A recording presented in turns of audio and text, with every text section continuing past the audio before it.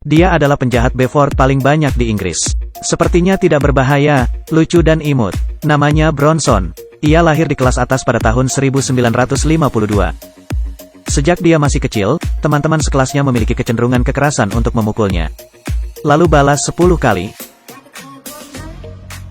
Guru matematika lebih berani menatapnya. Lempar meja langsung ke wajah guru. Kepala sekolah yang putus asa datang ke pintu sendiri. Tapi dia dikucilkan oleh ibunya yang mencintai Bronson. Setelah kuliah, Bronson memilih untuk bekerja. Tapi tidak menganggur. Curi kembalian dari konter saat bos pergi. Saya juga dengan murah hati memberikan satu kepada pelayan yang menyukai saya. Bos yang menemukan sesuatu yang salah langsung memilih untuk memanggil polisi. 2 polisi datang ke rumah Bronson untuk menemukannya sebagai bukti. Tapi Bronson kesal dengan mereka.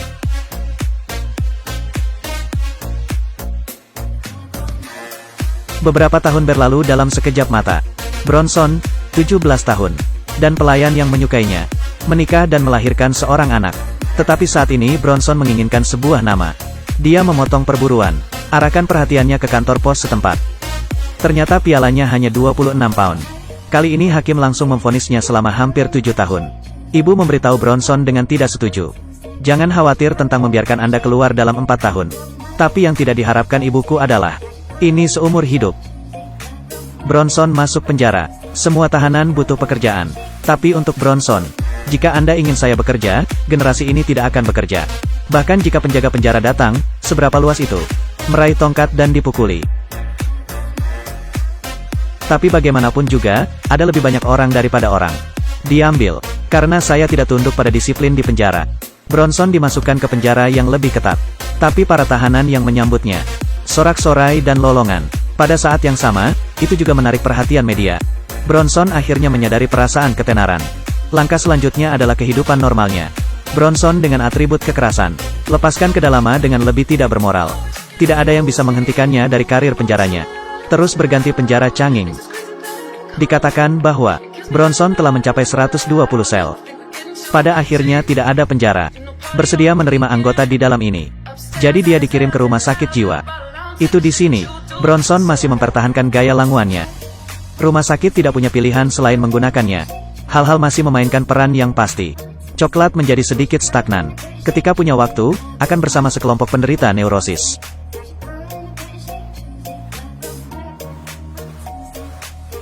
Lambat laun dia tidak tahan lagi dengan penderitaan ini. Dia pergi keluar, dia tidak pantas di sini. Jadi dia diam-diam mencampakkannya setiap hari. Agar dia tetap terjaga. Dia berpura-pura lumpuh hari ini. Tunggu sampai dekan membelakangi. Dia melarikan diri ke sini dengan caranya yang biasa. Tapi penjara tidak bisa kembali. Sama sekali tidak ada tempat untuk mengambil Bronson sekarang. Saya harus mengeluarkannya dari makro. Dia menyombongkan diri dan mendapatkan kebebasan seperti ini. Namun, Bronson kembali ke rumah. Tapi aku belum beradaptasi dengan kehidupan yang membosankan. Bronson merasa tidak nyaman tanpa memukul seseorang selama beberapa hari. Jadi dia menemukan temannya masa kecil. Siap bertarung dalam pertandingan tinju bawah tanah. Ini dia orang tuanya. Kalahkan yang berotot. Tidak ada yang menjadi lawannya. Akhirnya ketemu juga anjingnya. Setelah menjadi terkenal, Bronson jatuh cinta dengan seorang gadis. Tapi gadis itu bilang dia sudah punya pacar. Bronson berpikir dengan naif. Selama Anda belum menikah, Anda memiliki kesempatan. Jadi dia datang ke toko perhiasan. Apakah Anda pikir dia akan menghabiskan uang? Jangan panggil aku manis. Itu saja. Anda tidak bisa memanggil saya Xiao Ai. Setelah kembali, Bronson dengan bersemangat memberikan cincin berlian itu kepada gadis itu. Gadis itu perlahan mengambil alih cincin berlian. Tapi gadis itu langsung mengatakan dia akan menikah. Bronson masih diberkati dengan bodoh. Jika perampokan Bronson ditangkap dan dipenjara lagi. Pada saat ini, dia merasa bahwa penjara adalah rumahnya. Penjaga penjara memegang tongkat. Terlihat sangat baik dan lucu. Bronson kembali ke penjara. Langsung membajak petugas tes penjara. Berdiri untukku. Diam dan tunggu. Untuk mengancam sipir untuk memberinya kebebasan. Tapi dia juga orang yang kejam di penjara. Dengan tegas menolaknya, Bronson menutup telepon dengan marah. Ketika penjaga penjara membuka ikat pinggangnya. Saya merasa simpati untuk penjaga penjara ini. Tapi Bronson baru saja meminta penjaga penjara untuk memandikannya. Segera Bronson berseragam oleh penjaga penjara yang bergegas masuk. Setelah keluar dari kurungan, dia bertemu dengan seorang seniman. Seniman itu berulang kali memuji bakatnya dalam melukis. Di bawah bimbingan artis, dia menciptakan satu lukisan demi satu dan memakai kacamata hitam. Jadikan diri Anda terlihat lebih artistik.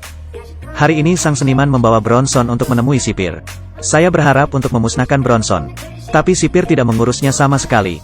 Dia tidak percaya pada sipir yang hanya tahu untuk bertarung. Lukisan apa yang bisa digambar? Bronson Nets tidak senang setelah kembali. Baru belajar kerajinan. Apakah Anda akan meninggalkannya sendiri? Bagaimana ini bekerja?